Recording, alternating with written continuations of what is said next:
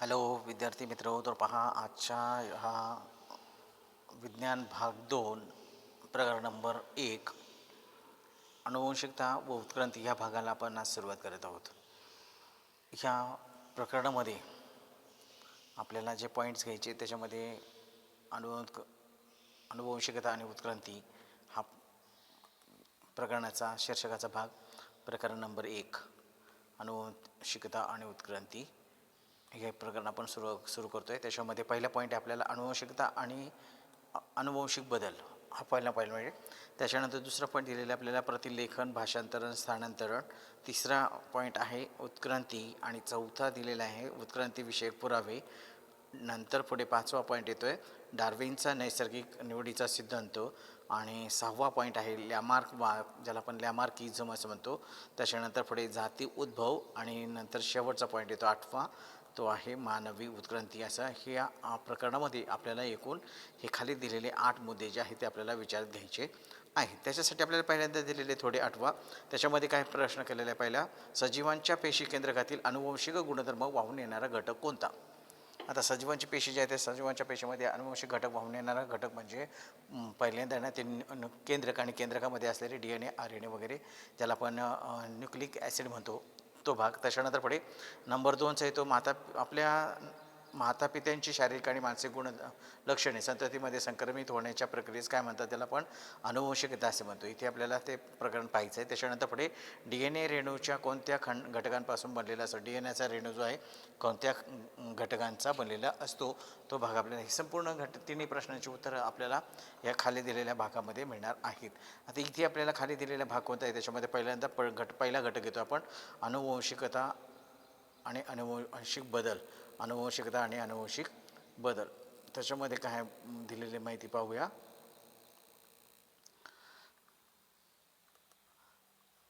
अनुवंशिकता आणि अनुवंशिक बदल त्याच्यामधला पहिलं पॉईंट आपण सुरू करतोय. अनुवंशिकता आणि अनुवंशिक बदल याच्यामध्ये हेरिडिटी अँड हेरिडिटरी चेंजेस हा भाग पहिल्यांदा आपल्याला पाहिजे आहे. त्याच्यामध्ये एका पिढीतील जैविक लक्षणे जनुकांद्वारे पुढच्या पिढीमध्ये संक्रमित होण्याची प्रक्रिया म्हणजे अनुवंशिकता. ही लाईन जी आहे ती आपल्याला महत्त्वपूर्ण लाईन जी आहे अत्यंत महत्त्वाची आहे. त्याच्यामध्ये गाळ्या जागा भरा किंवा ट्रू ऑर फॉल्ससाठी ही लाईन विचारली जाऊ शकते. अत्यंत महत्त्वपूर्ण की ज्या पिढीमध्ये जैविक लक्षणे जी आहेत ती जैविक लक्षणे एका पिढीतून दुसऱ्या पिढीमध्ये जनकांद्वारे संक्रमित होतात त्याला आपण अनुवंशिकता असे म्हणतो. म्हणजे अनुवंशिकता आपल्या मातापित्यांचे गुणधर्म आपल्यामध्ये जे दिसतात ते गुणधर्म संक्रमित होण्याची प्रक्रिया म्हणजे अनुवंशिकता आहे. आधुनिक अनुवंशिकीचा प्रारंभ ग्रेगर जोहन मेंडेल यांनी मांडला. अनुवंशिकता म्हटलं की ग्रेगर जोहन मेंडेल हा शास्त्रज्ञ तुमच्या लक्षात आलाच पाहिजे, हे लक्षात ठेवायचं आहे. अत्यंत महत्त्व अनुवंशिकता म्हटलं की जोहन ग्रेगर मेंडेल असं फक्त मेंडेल म्हटलं तरी चालेल, त्यासाठी हे लक्षात आलं पाहिजे. अत्यंत महत्त्वाचा भाग आहे. त्याच्यानंतर त्यांनी बऱ्याच कालावधी संशोधन करून अनुवंशिकतेबद्दलचे निष्कर्ष शोधून काढले आहेत. ह्या ग्रेगर मेंडेलने काय केले, बरेच संशोधन केले, बरेच प्रयोग केलेले आहेत आणि नंतर पुढे अनुवंशिकतेचा जो निष्कर्ष जो आहे तो त्यांनी मांडलेला आहे. हे निष्कर्ष मांडण्यासाठी आपल्याला प्रयोग करावे लागतात, प्रयोगाने सिद्ध करावं लागतं आणि तेव्हाच आपण निष्कर्षापर्यंत पोहोचू शकतो. तसे ग्रेगर मेंडेल यांनी असे अनेक संशोधनं केली आणि नंतर अनुवंशिकतेचा निष्कर्ष त्यांनी मांडलेला आहे. 1901 साली ह्युगो द रीस यांच्या उत्परिवर्तन ह्या सिद्धांताचे अचानक घडणाऱ्या बदलामागील कार्यकारण भाव समजला. नंतर पुढे हे ह्युगो द रीस हे शास्त्रज्ञ याच्यामध्ये आले. त्याच्यामध्ये उत्परिवर्तन म्हणजे काय तो सिद्धांत त्यांनी मांडलेला आहे. त्याच्यानंतर पुढे यातूनच 1902 साली वॉल्टर सटन याने नाकतोड्याच्या पेशीमध्ये गुणसूत्र जोड्यांच्या स्वरूपात पाहिलेली आहेत. नंतर पुढे वॉल्टर सटन 1902 1901 वगैरे सनावळ आपल्याला महत्त्वाची नसते, पण वॉल्टर सटन आणि नंतर पुढे नाकतोड्याच्या शरीरामध्ये किंवा नाकतोड्याच्या पेशीमध्ये असलेल्या गुणसूत्रांच्या जोड्या ह्या वॉल्टर सटनने शोधून काढलेल्या आहेत. म्हणजे वॉल्टर सटन याने काय केलं की प्रत्येक सजीवाच्या शरीरामध्ये अशा प्रकारच्या गुणसूत्रांच्या जोड्या असावेत हे त्यांनी शोधून काढलेलं आहे. तोपर्यंत कोणालाही माहीत नव्हते. जनुकांचे वहन गुणसूत्रांमार्फत होते हे सिद्ध झाल्यामुळे अनुवंशिक सामग्री ओळखण्याच्या दिशेने संशोधन सुरू झाले. म्हणजे ही जे काही गुणसूत्रांच्या जोड्या असतात हे कोणालाही माहीत नव्हतं आणि नंतर पुढे जनुकांचे वहन हे गुणसूत्रांमार्फत होते हे सिद्ध झाल्यानंतर मग पुढे अनुवंशिकता हा जो भाग जो आहे तो उदयास आला आणि त्याच्यावरती अधिकाधिक संशोधन होऊ लागले. यातूनच 1944 साली ऑस्वाल्ड एव्हरी पुढे 1944मध्ये ऑस्वाल्ड एव्हरी, मॅकॅर्थी ऑस्वाल्ड एव्हरी हा एक शास्त्रज्ञ, त्याच्यानंतर मॅकॅर्थी हा दुसरा आणि कॉलिन मॅकलॉईड हा तिसरा शास्त्रज्ञ. ह्या तिघांनी काय केलेलं आहे, त्याच्यामध्ये काही विषाणू वगळता सर्व सजीवांमध्ये DNA हीच अनुवंशिक सामग्री आहे हे सिद्ध केलेलं आहे.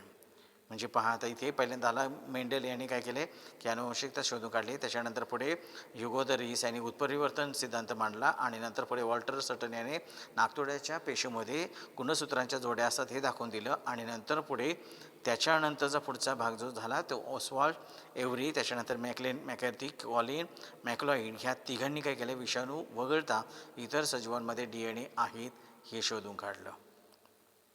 नंतर पुढे 1961 साली फ्रान्समधील फ्रँकॉईस जेकब, नंतर फ्रान्समधील, आता इथे मी फ्रान्स शब्द घेतो, फ्रान्समधील मॅकॉईल जेकब आणि नंतर जॅक मोनॉड हे अनुवंशिक वैज्ञानिक आहेत. हे दोन्ही अनुवंशिक विषयी अभ्यास करणारे वैज्ञानिक त्यांनी काय केलं, DNA द्वारे प्रथिन संश्लेषणाच्या प्रतिकृती तयार केलेल्या आहेत. म्हणजे DNAचे जे मॉडेल म्हणतो ना आपण तशा प्रकारचे मॉडेल करून त्याची प्रथिन संश्लेषणाची प्रक्रियेची प्रतिकृती तयार केली आहे. त्याच्यानंतर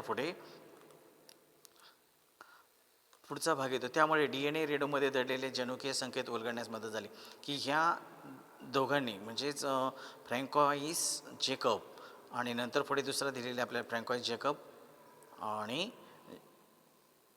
जॅक मोनॉड यांनी जी काही DNAचे प्रथिन संश्लेषणाचे मॉडेल शोधून काढलं, त्या मॉडेलच्या नंतर म्हणजे प्रतिकृतीनंतर पुढे त्या जनुकीय DNA रेणूमध्ये जनुकीय संकेत जे काय होते ते उलगडण्यास मदत झाली. म्हणजे त्याची माहिती मिळवण्यास मदत होऊ लागली.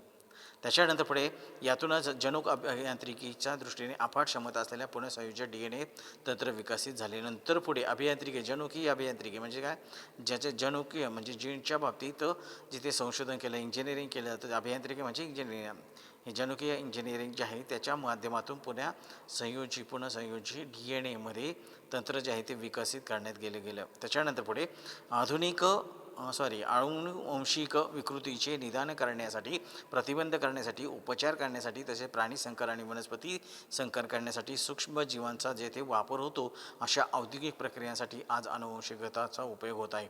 अत्यंत महत्त्वपूर्ण इथे अनुवंशिकता म्हणजे काय त्या सांगून अनुवंशिकतेचे उपयोग लिहासाठी अत्यंत महत्त्वाची बाब आहे. त्याच्यामध्ये पहिला घेतला आपण की अनुवंशिक विकृतीचे निदान, अनुवंशिक काही विकृती ज्या असतात त्या अनुवंशिक असतात त्यांचं निदान करण्यासाठी हा पहिला भाग झाला. त्याच्यानंतर दुसरं दिले आपल्याला प्रतिबंध करण्यासाठी आणि तिसरं आहे जे आहे ते उपचार करण्यासाठी, तसेच प्राणी आणि वनस्पती यांच्यामध्ये संकर घडवून आणण्यासाठी या सूक्ष्मजीवांचा वापर जिथे केला जातो त्या सूक्ष्मजीवांमध्ये अनुवंशिक बदल केले जातात आणि बदल करून आपल्याला पाहिजे त्या प्रक्रियेचे पाहिजे त्या पद्धतीचे सजीव निर्माण करता येऊ शकतो. त्याला आपण अनुवंशिकतेचा उपयोग असं म्हणतो. अत्यंत महत्त्वपूर्ण लक्षात ठेवायचे. त्याच्यानंतर पुढच्या भागाकडे आपण सांगापाहू. आता सांगापाहूमध्ये काय माहिती दिली, पहिल्या दिलेल्या आपल्याला त्याच्यामध्ये DNA आणि RNAच्या प्रकाराच्या आकृत्या काढा आणि माहिती लिहा. DNA आणि RNA चे प्रकार जे आहेत त्यांच्या आकृत्या काढून माहिती लिहायची आहे. त्याच्यानंतर पुढे दुसरा प्रश्न केलेला आपल्याला, प्रश्न पहिला झाला. त्याच्यानंतर दुसरा केलेला आहे अनुवंशिक विकृती म्हणजे काय ते सांगून अनुवंशिक विकृतींची नावे लिहा. इथे जो भाग सांगितला आपण अनुवंशिक विकृतीचे निदान करणे आणि त्याच्यावरती प्रतिबंध करणे किंवा उपचार करणे किंवा प्राणी आणि वनस्पतींच्या जाती निर्माण करणे, सूक्ष्मजीवांचा वापर त्याच्यामध्ये केला जातो, त्याच्यामध्ये अनुवंशिक बदल घडवून आणणे आणि त्यानुसार संकरित किंवा सुधारित प्रजाती निर्माण करणे वगैरे हा भाग इथे येतो. त्याच्यानंतर पुढच्या भागाकडे येतो आपण प्रतिलेखन. पुढचा पॉईंट येतो, आपण दुसऱ्या पॉईंटला सुरुवात करतोय. प्रतिलेखन, भाषांतरण, स्थानांतरण. प्रतिलेखन त्याला आपण ट्रान्स्क्रिप्शन असं म्हणतो. त्याच्यानंतर पुढे भाषांतरण, ट्रान्सलेशन, भाषांतरण, ट्रान्सलेशन आणि नंतर पुढे स्थानांतरण ज्याला आपण ट्रान्सलोकेशन असं म्हणतो. असे 3 पॉईंट आपल्याला ह्या भागामध्ये पाहिजे.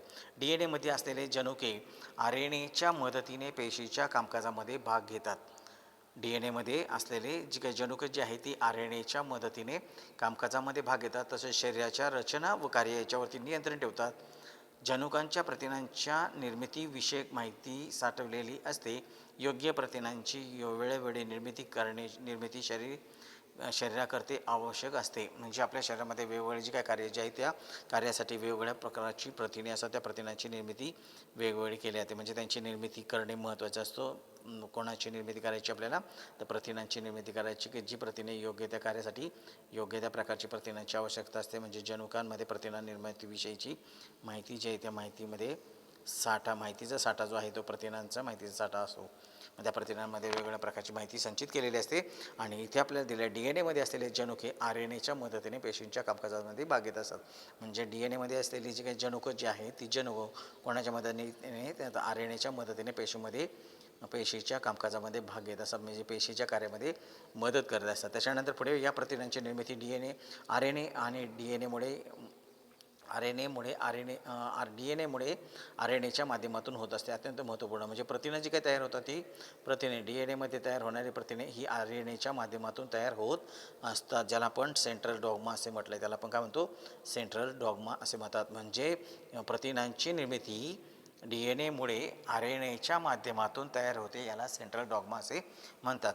तसेच पुढे दिलेले आपल्याला DNA वरील जनुकांच्या साखळीनुसार mRNAची निर्मिती होते. आता DNA जे आहे त्या DNA असलेले जनुके जे आहे त्या जनुकांच्या साखळीवर mRNAची निर्मिती होते. त्याला आपण मेसेंजर RNA असं म्हणतो.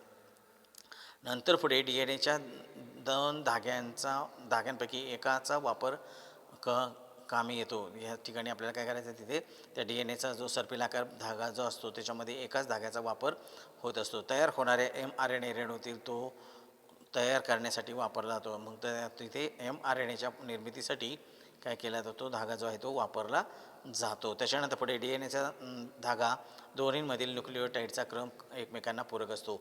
मग DNAचा धागा जो आहे त्या DNAच्या धाग्यावरती असलेले न्यूक्लिओटाईड जे आहेत ते एकमेकांना काय असतात, पूरक असतात. त्याचबरोबर DNAतील थायमिनऐवजी आता DNAमध्ये काय झालं, DNA ते थायमिनऐवजी काय केला जातो, mRNAमध्ये युरॅसिल असतो. DNAमध्ये काय असतो, थायमिन असतो. ते थायमिनच्या ऐवजी mRNAमध्ये युरॅसिल असतो. एवढं लक्षात ठेवा, अत्यंत महत्त्वपूर्ण आहे. त्याच्यानंतर पुढे RNA तयार करण्याच्या प्रक्रियेला प्रतिलेखन असे म्हणतात. अत्यंत महत्त्वाचं विधान आहे ते आपल्याला. RNA तयार करण्याचे फिल इन द ब्लँकसाठी विचारला जातो. RNA तयार करण्याच्या प्रक्रियेला प्रतिलेखन असे म्हणतात. म्हणजे त्याला आपण ट्रान्सलेशन असं म्हटलेलं आहे. त्याच्यानंतर पुढच्या भागाकडे येतो आपण. इथे आपल्याला एक भाग दिला, त्याच्यामध्ये काय दिली माहिती पाहूया. पुढे पेशी केंद्रकात तयार झालेल्या mRNA पेशी द्रव्यात येतो व येताना DNA वरील सांकेतिक संदेश घेऊन येत असतो. मग ज्या वेळेला पेशी केंद्रकात एखादा mRNA पेशीद्रव्यात तयार झालेला mRNA जो आहे तो ज्यावेळेला पेशीद्रव्यात येतो त्यावेळेला पेशीद्रव्यात येताना तो काय करत असतो, तर येताना DNA वरील संकेतांकित संदेश घेऊन येत असतो. मग DNA वर असलेले जे काय संकेतिक कोड जे असतात तो घेऊन येत असतो. आणि यामध्ये या संदेशामध्ये अमिनो आम्लाकरिता संकेत दिलेले असतात. मग यासाठी म्हणजेच काय की ज्यावेळेला पेशी केंद्रकात mRNA पेशीद्रव्यात येत असतो त्यावेळेला DNA वरील तो सांकेतिक संदेश आणत असतो आणि त्या सांकेतिक संदेशामध्ये अमिनो आम्लाचा समावेश असतो. तर प्रत्येक अमिनो आम्लाकरता असलेला सांकेतिक कोड जो आहे तो 3 न्यूक्लिओटाईड संचांचा बनलेला असतो. इथे नीट लक्षात ठेवायचं आहे की प्रत्येक अमिनो आम्लाकरता असलेला संकेत ज्याला आपण कोड असं म्हणतो, तो कोड 3 न्यूक्लिओटाईडच्या संचांच्या स्वरूपात असतो. म्हणूनच त्याला आपण काय म्हणतो, ट्रिपलेट कोडॉन असे म्हणतो. हे नीट लक्षात ठेवायचं. काय केलं इथं तिथे की पेशी केंद्रकात तयार झालेला mRNA ज्या वेळेला पेशीद्रव्यात येतो त्यावेळेला तो काय करत असतो, DNA सांकेतिक कोड आणत असतो. आणि हा DNA सांकेतिक कोड कशासाठी असतो, तो अमिनो आम्लाकरता असतो. अशा प्रत्येक अमिनो आम्लाकरता किती सांकेतिक कोड असतात, तर 3 असतात. तर त्याला आपण काय म्हणायचे, ट्रिपलेट कोडॉन असे म्हणतो. त्याच्यानंतर पुढे भारतीय वंशाचा डॉक्टर हरगोविंद खुराडा यांनी सर्वप्रथम 20 आम्लांकरता असलेले कोडॉन शोधण्याच्या कामात महत्त्वाची भूमिका पार पाडलेली आहे. हरगोविंद खुराडा म्हटलं की तुमच्या लक्षात आलं पाहिजे 20 अमिनो आम्लासाठी असलेले सांकेतिक कोड हे लक्षात आले पाहिजे. त्याचा शोध त्यांनी लावलेला आहे. हरगोविंद खुराडा यांनी लावलेला, त्याची महत्त्वाची भूमिका त्यांनी ती पार पाडलेली आहे. यासाठी त्यांना 1968मध्ये इतर 2 शास्त्रज्ञांबरोबर नोबेल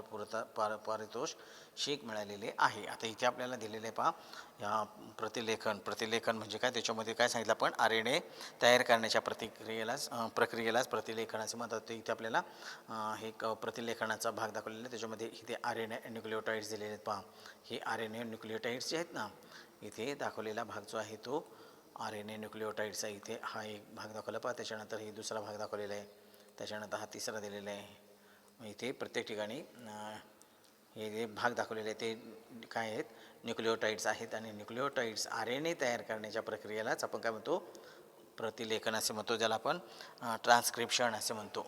आणि मग ते RNA तयार झालेले इथे भाग दाखवलेले आहेत. त्याच्यानंतर पुढच्या भागाकडे येतो आपण.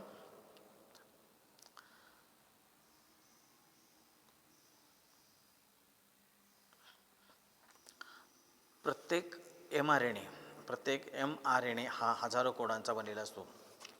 पुन्हा महत्त्वपूर्ण लाईन, प्रत्येक mRNA जो आहे तो हजारो कोडांचा बनलेला असतो. हे नीट लक्षात ठेवा. कोडॉन म्हणजे काय, सांकेतिक कोड असतो जो अमिनो अम्लाकरता बनवलेला असतो. असे अमिनो अम्लाकरताच फक्त नाही तर बऱ्याच घटकांसाठी कोडॉन बनवलेले असतात. पण mRNAमध्ये प्रत्येक mRNA हा हजारो कोडांचा बनलेला असतो. त्यावरील संदेशानुसार प्रथिने तयार करण्यासाठी लागणारी अमिनो अम्ल पुरवण्याचे काम tRNA करत असतो. त्याच्यामध्ये संदेश जे आहे त्या संदेशानुसार त्याची प्रथिने तयार करण्यासाठी लागणारे अमिनो अम्ल जे आहे ते अमिनो अम्ल पुरवण्याचे काम कोण करत असतो, तर tRNA करत असतो. त्याकरिता mRNAवर जसा कोडॉन असतो त्याला पूरक क्रम असलेला अँटीकोडॉन tRNAवर असतो. यालाच भाषांतरण असे म्हणतात. म्हणजे mRNAवरती असलेला जो कोडॉन जो आहे तसाच कोडॉन त्याला पूरक असणारा कोडॉन तयार करण्यासाठी अँटीकोडॉन tRNA असतो. त्या प्रक्रियेला भाषांतरण असे म्हणतात. त्याला आपण काय म्हणतो, भाषांतरण असे म्हणतो. त्याला आपण ट्रान्सलेशन असे म्हटलेलं आहे. tRNAने आणलेल्या अमिनो अम्लाची पेप्टाईड बंधाने शृंखला तयार करण्याचे काम rRNA करत असतो. ज्याला आपण आता हे mRNA म्हणजे मेसेंजर RNA, tRNA म्हणजे ट्रान्सफर RNA आणि rRNA म्हणजे रायबोझोमल RNA असे हे नीट लक्षात ठेवायचे. ते RNAचे टाईप्स आहेत. त्याच्यानंतर पुढे इथे दिले आपल्याला tRNAने आणलेल्या अमिनो अम्लाची पेप्टाईड बंधाने शृंखला तयार करण्याचे काम rRNA करत असतो.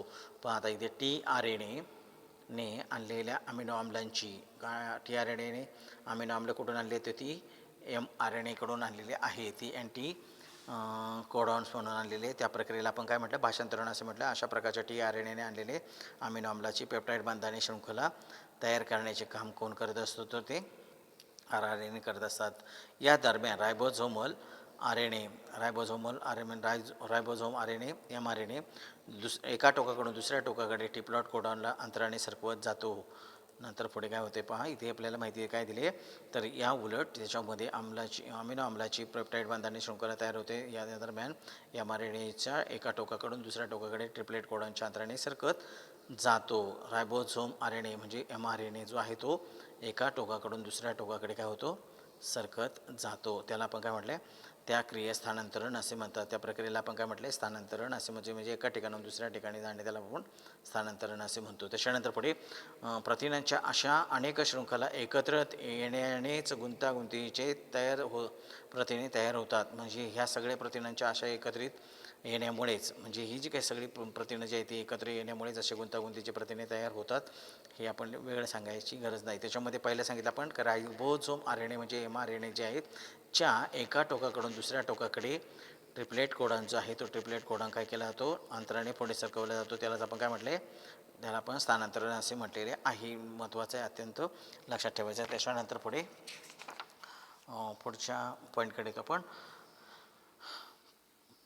हा जो पॉईंट दिला आपल्याला, सजीवांमधील जनुकांमध्ये हीच प्रथिने सजीवांच्या शरीरातील विविध कार्य पार पाडू शकतात. कोणती प्रथिने सजीवांच्या शरीरातील कार्य पार पाडतात, तिथे जनुकांमध्ये अचानक बदल होत जातात. त्याला आपण काय म्हटले, सजीवांच्या जनुकांमुळे त्यांच्यामध्ये सजीव निर्माण करण्याची क्षमता असते. त्याच्या वरच्या भागामध्ये आपण सांगितलं की प्रथिनांच्या अशा गुंतागुंतीचे शृंखला एकत्र येण्यामुळेच प्रथिनांची तयारी होते. त्याला आपण काय म्हणतो, प्रथिने सजीवांच्या शरीरातील विविध प्रकारची कार्य पार पाडित असतात. हीच प्रथिने सजीवांच्या शरीरातील विविध कार्य पार पाडण्यात असं म्हणजे आपल्या शरीरात कार्य पार पाडण्यासाठी विशिष्ट प्रकारच्या प्रथिनांची आवश्यकता असते. अशा प्रथिनांची निर्मिती तिथे केली जाते. त्याच्यानंतर पुढे सजीवांमधील जनुकांमुळेच त्यांच्यासारखे सजीव निर्माण होत असतात. तिथे आपल्याला ती लाईन जी आहे ती महत्त्वाची आहे. त्याच्यामध्ये एक सजीव आपल्यासारखा सजीव निर्माण करतो. त्याच्यानंतर पुढे यातीलच काही जनुके जशी तर तशी पुढच्या पिढीमध्ये संक्रमित होतात. प्रत्येक वेळेला ती जनुके जशी तर तशी पुढच्या पिढीमध्ये संक्रमित होतील असं नाही, की त्यामुळे आईवडिलांची काही गुणधर्म जे आहेत ते आपल्या अपत्यामध्ये येत असतात. परंतु काही वेळा जनुकांमध्ये अचानक बदल होतो आणि त्यामुळे एखादं अपत्य जे आहे ते आईवडिलांपेक्षा थोडेसे वेगळे दिसते. एखाद्या न्यूक्लियोटाईड अचानक आपली जागा बदलते, त्याला आपण काय म्हणतो, त्यामुळे लहानसा बदल घडून येतो, त्याला उत्परिवर्तन असं म्हणतात, त्याला आपण म्युटेशन असं म्हणतो. म्हणजे काय की इथे आपण सांगितलं ह्या पॅराग्राफमध्ये की आपल्या मातापित्यांमध्ये असलेले जी जनुकं जी आहे ती जनुकं तशीच्या तशी पुढे जात असतात आणि त्यामुळे आपल्या मातापित्यांचे गुणधर्म जे आहेत, आईवडिलांचे गुणधर्म जे आहेत ते गुणधर्म पुढच्या पिढीमध्ये काय केले जातात, संक्रमित केले जातात, अपत्यामध्ये येत असतात आणि त्यामुळे जनुकांमध्ये अचानक बदल होतो. जर एखाद्या ह्याच्यामध्ये जनुकांमध्ये अचानक बदल झाला तर त्याला आपण काय म्हणतो, उत्परिवर्तन असे म्हणतो.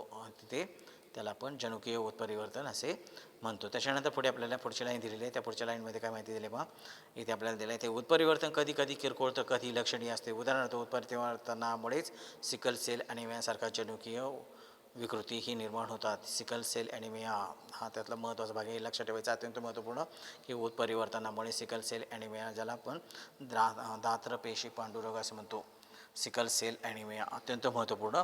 तर हा सिकल सेल ॲनिमिया हा जनुकीय उत्परिवर्तनामुळे होत असतो, हे एवढं लक्षात ठेवायचं, अत्यंत महत्त्वपूर्ण. आणि नंतर पुढे इथे आपल्याला काही डायग्राम दिले, तर डायग्रामविषयीची माहिती पाहू आपण. इथे पहा, वरती दिलं आहे भाषांतरण आणि स्थानांतरण. भाषांतरण आणि स्थानांतरण जो भाग दिलेला आहे आपल्याला, त्या भाषांतरण आणि स्थानांतरणामध्ये काय म्हटलं आपण, की स्थानांतरण होताना त्या ह्याच्यामध्ये प्रतिलेखन म्हणजे काय, RNA तयार करण्याच्या प्रक्रियेला प्रतिलेखन असे म्हणतात. त्याच्यानंतर पुढे आपण पुढचा पॉईंट घेतला ते ट्रिपलेट कोडॉन. ट्रिपलेट कोडॉन म्हणजे काय सांगितलं, अमिनो आम्लाकरता असे कोड असतात आणि 3 न्यूक्लियोटाईडचा एक घटक तयार होतो, त्याला आपण काय म्हटलं, ट्रिपलेट कोडॉन असं म्हटलं. इथे 3 न्यूक्लियोटाईडचा एक भाग असतो, तो ट्रिपलेट कोडॉन इथे दिलेला, तो ट्रिपलेट कोडॉन.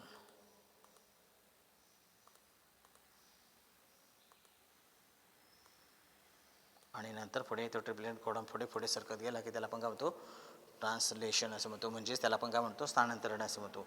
तर इथे आपल्याला तो दाखवलेला आहे. त्याच्यामध्ये हा tRNA इथे दाखवलेला आहे. त्याच्यानंतर पुढे इथे दुसरा mRNA दाखवलेला आहे.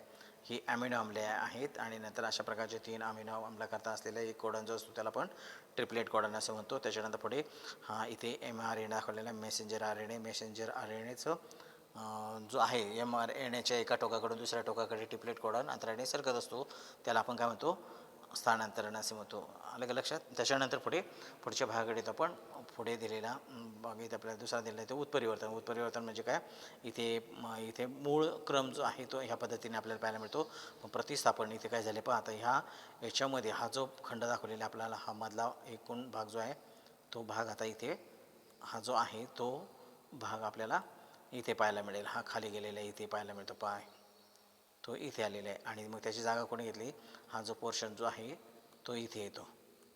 अशी त्याला आपण उत्परिवर्तन असं म्हणतो, जनुकीय उत्परिवर्तन. त्यामुळे विकृती निर्माण होतात किंवा त्याच्यामध्ये काही आमूलाग्र बदल दिसून येतात, त्याला आपण जनुकीय विकृती असे म्हणतो.